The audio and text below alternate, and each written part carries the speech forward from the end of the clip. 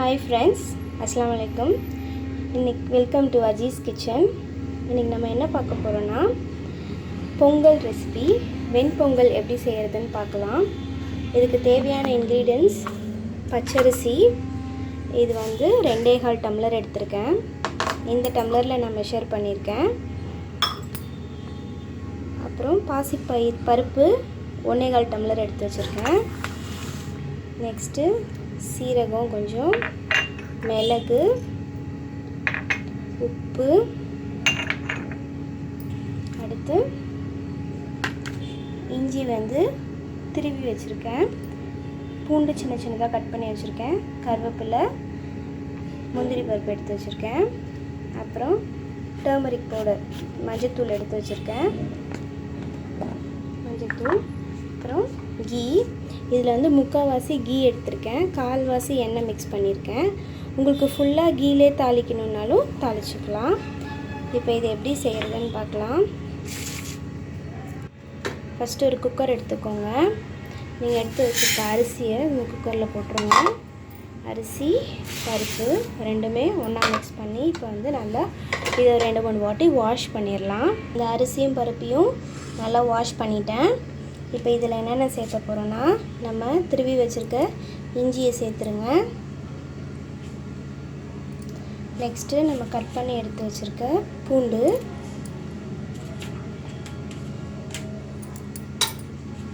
அடுத்து கொஞ்சமாக சீரகம், தாளிக்கவும் கொஞ்சமாக சேர்த்துவோம். ஏன்னா பொங்கலுக்கு கொஞ்சம் நிறைய இருந்தால் தான் நல்லாயிருக்கும். அப்புறம் கொஞ்சமாக மிளகு, அடுத்து நான் வந்து ஆல்ரெடி 3.25 டம்ளர் நான் 3.5 டம்ளர் எடுத்திருக்கேன். மொத்தம் அரிசி பருப்பு எல்லாம் சேர்ந்து. அதுக்கு நான் வந்து தண்ணி ஆல்ரெடி அளந்து வச்சுருக்கேன். நான் அப்படியே ஆட் பண்ணிக்கிறேன். இதை ஆட் பண்ணிவிட்டு நம்ம டேஸ்ட்டுக்கு ஏற்றாப்புல உப்பு சேர்த்துக்கலாம்.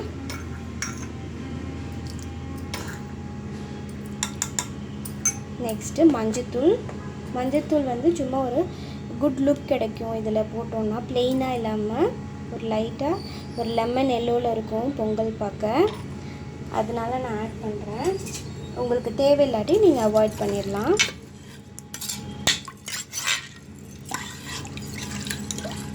இதை நல்லா ஒரு மிக்ஸ் கொடுத்துருங்க.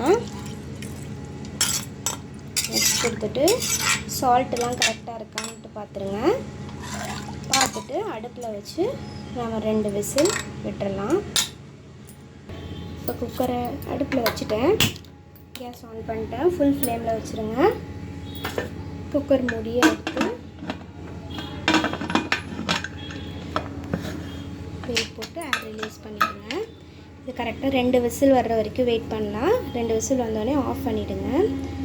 அப்புறம் ஏர்லாம் ரிலீஸ் ஆன பிறகு நம்ம எப்படி தாளிக்கிறதுன்னு பார்க்கலாம். இப்போ இது நமக்கு 2 விசில் வந்துருச்சு. ஏர்லாம் ஃபுல்லாக போயிடுச்சு. இங்கே பாருங்கள், ஏர் ஃபுல்லாக ரிலீஸ் ஆயிடுச்சு. இப்போ இது எப்படி இருக்குன்னு நம்ம ஓப்பன் பண்ணி பார்க்கலாம். இங்கே பார்த்தீங்களா, நல்லா கரெக்டாக குக் ஆகிருக்கு. இப்போ நம்ம வந்து லைட்டாக கலந்து விட்டு பார்க்கலாம் எப்படி இருக்குன்ட்டு. ரொம்ப குழையாமல் ரொம்ப விரையாக இல்லாமல் ஒரு பதமான ரேஞ்சுக்கு இருக்குது. இப்போ இது ரொம்ப கிண்ட வேணாம் ரொம்ப. இப்போ கிண்டிட்டு திருப்பி நம்ம தாளித்த பிறகு கிண்டனா ரொம்ப குழஞ்சிரும். இப்போ நம்ம தாளிக்கலாம். ஒரு பேன் எடுத்து ஆயில் ஹீட் பண்ணிக்கலாம், கீ ஹீட் பண்ணிக்கலாம். இப்போ ஒரு பேன் வச்சாச்சு.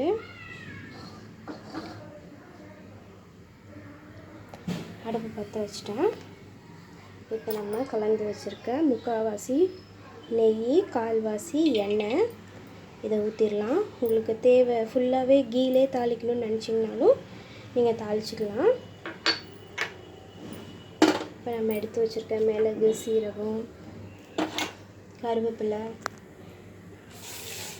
முந்திரி எல்லாத்தையும் எடுத்து தாளிச்சிடலாம்.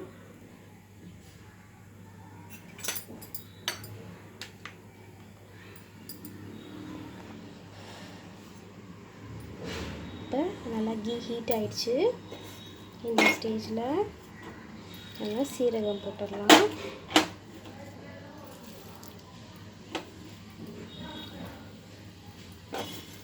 அப்புறம் மிளகு போட்டுடலாம்.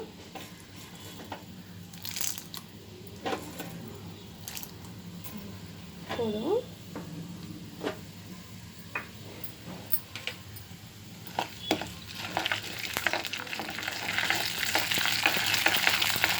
இப்போ இது வந்து ஓரளவுக்கு ரோஸ்ட் ஆகிடுச்சு. நம்ம எடுத்து வச்சுருக்க முந்திரி சேர்த்துக்கலாம்.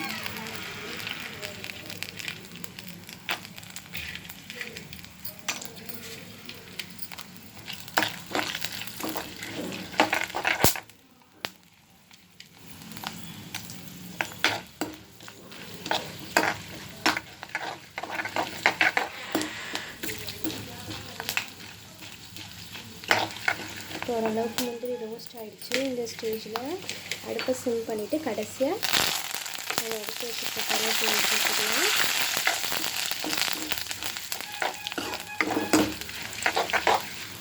இப்போ எல்லாமே கரெக்டான இதில் ரோஸ்ட் ஆகிருக்கு.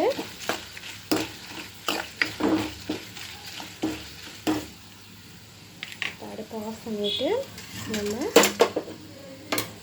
பொங்கலோடு ஆட் பண்ணிக்கலாம். அடுப்பை ஆஃப் பண்ணிட்டேன். அதை டைரெக்டாக பொங்கலில் ஆட் பண்ணிக்கலாம்.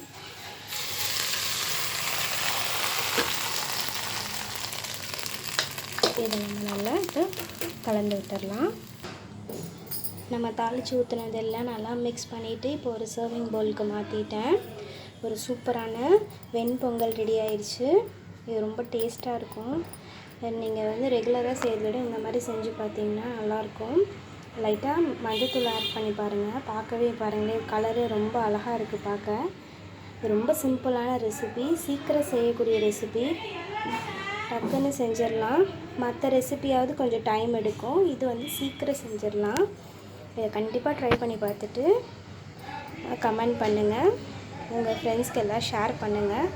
மறக்காமல் வஜீஸ் கிச்சனை சப்ஸ்கிரைப் பண்ணுங்கள். நெக்ஸ்ட் ரெசிபியில் உங்களை மீட் பண்ணுறேன்.